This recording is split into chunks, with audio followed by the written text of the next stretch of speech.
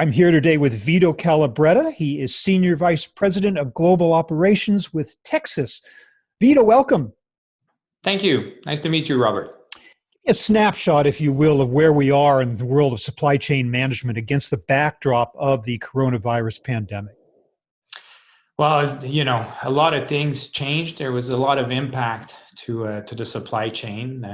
We have a large base of customer at Tecsys in the health space, and as you can imagine, a lot of the hospitals were impacted big time, both on the positive side and the negative side, if you want, like an increase in volume of certain quantity of their products and the distribution process that caught them by surprise for basic things like masks and all the protective equipment that they need. But on the other side, less operation in the operating room, for instance, and that old supply chain for the OR kind of changed. If you're not doing any operation, you don't need the same volume of distribution. Yeah. So a lot of impact on that side. Certainly had an impact on rethinking sourcing strategies, did it not? Do you think there's going to be some big changes down the pike as a result of that? Yes, indeed. I mean, what we saw is, and you're seeing it everywhere. You're seeing it. I see it in my daily life. A lot of people who are not my customers, but that I deal with, you can see that the fact that they were supplying everything from offshore, from China, for example, and now they realize that the supply chain is broken because today, it's not just the inventory and the products that are in low supplies, but the transportations are down. You're trying to get a flight, or you're trying to get a truck to bring some equipment from one place to the other, and you can't get it. You have people that are sick, and you can't have the same amount of people in your warehouses. So that the whole supply chain is impacted. And what people are realizing is, well, we were working on a world-based supply chain, and we're wondering, why did we go so single-minded and single place when a little bit of a better balance would have been better? Mm-hmm. In Montreal, you see people who used to make vodka now making hand sanitizers, and they turned on a dime because there's a need for local replenishment of that product and having a little bit of a better balance between, the global supply, which brings you low cost and steady flow when everything's working, and maybe something more local that would allow you to have a balance if anything happens to the global supply chain. So how would you describe the impact of the pandemic on supply chains? Is it a catalyst? Is it an agent for redirection? Is it a turning point in supply chain management? Just exactly what's it going to mean as we go forward? Well, I would call it, to me, it's a rock. You're throwing a rock in something that was working well, and you're throwing a curve to everybody, and we got to adapt to it. So, is it going to be a perpetual change for everything? Well, I think some of the change are going to stay. Some people are going to learn from this, and they're going to say, never again will I be caught in my, unprepared for something like this. And I think other things will probably go back to normal. And, human beings are what we are. We have a tendency sometimes to forget things that have happened to us. And, we don't keep all the lessons in. But I think some of the things will change. And, there's really two change that change people, the economy and technology. And what I see is, being in the technology space, I see that some of the technology change that we're going to put in place, or that were already happening, will be accelerated and will likely stick. You say it was working well, but at the same time, we know that isn't entirely the case in retrospect, because as you point out, there are a lot of single sourcing of supply chains and a lot of supply chains that did not take into account the possibility of such an extreme event. So in effect, it has taught us a lesson that our old supply chain models maybe appeared to be working well, but really weren't in the long run. Yeah. They appear to be going well under perfect circumstances, Mm-hmm. But as soon as something changes, are you ready for that? And we've seen it with other, big crises that happen, in Puerto Rico recently with the supply of the saline solutions to the Puerto Ricans after the hurricane that they had. You see that, nobody plans, all the time for these scenarios that can happen, but we should be more ready. What this really taught us is we need to be more prepared, because look at the impact that it has if you're not. Yeah. So much of supply chain management up to this point was based on cost and efficiency. That's why we saw single sourcing. Mm. That's why we saw lean and just in time and all that kind of stuff. But do you think there might be a shift now from considerations entirely built around efficiency to one of resiliency? Do you think there might be some serious change of philosophy there? Yes, yes, for sure. I mean, cost is one thing, but cost is not everything.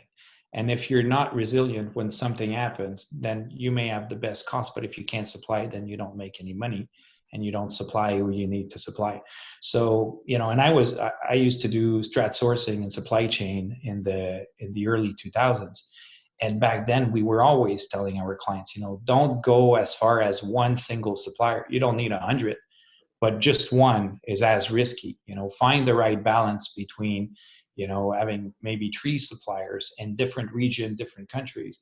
And we have this resiliency in technology. When you go to the cloud and where you put your servers in a location, there's never a single point of failure. It's too risky. Well, in the supply chain, I think we got a little bit complacent and felt very comfortable that, hey, this is a perfect system. It's going to always work. There's no risk. Mhm. But we see that that's not the truth. So resiliency is important. We didn't lack for lessons before, maybe not on the scale of this pandemic, but we had floods and we had tsunamis, and we had earthquakes and we had volcanoes, all of which challenged single sourcing supply chains that were based in those areas. Yeah. So what's going on here? Are memories just short? Are companies not taking seriously the lessons that they should have learned from those events and applied them to now? Yeah, I think that's the thing. The push to efficiency and the to cost reduction and the push to compete is so hard that you're always torn between the balance. But then you see that the people who are doing better today are the people who are better prepared, or the people we have some clients that are. We were in a video conference recently with a client, and they were reminding us that how they are able to see just the ability to see the complete supply chain from the beginning to the consumption allows them that when there's a shift in demand, the fact that they see it in advance at the consumption level, they start seeing the consumption of the protective equipment in the hospital, and they can react back to the warehouse to replenish, and they know that I have 50 days of stock. So their replenishment is not done in a rush either. Yeah. Because a lot of replenishment happens in rush times. Well, what about the warehouse? What's going on there? How is the shifting role of the warehouse having an impact as well? Well, we're seeing, the warehouse still runs as it is. It may get more demand, faster response. It's impacted also by labor forces.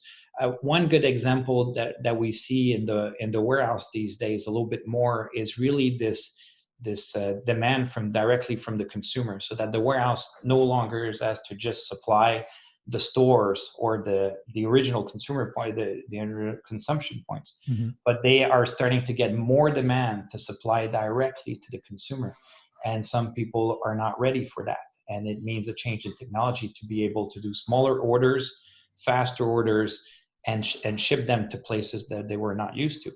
And we also see on the warehouse, some of our retail customers who have stores who are used to selling from the stores when you walk in there, realize with this pandemic that closing the store transforms the store in a warehouse that they now need to ship to because they have inventory there, but they need to ship it directly to the customers. And they looked at us to say, can we change it to a warehouse so that we can ship from the store without customers in it?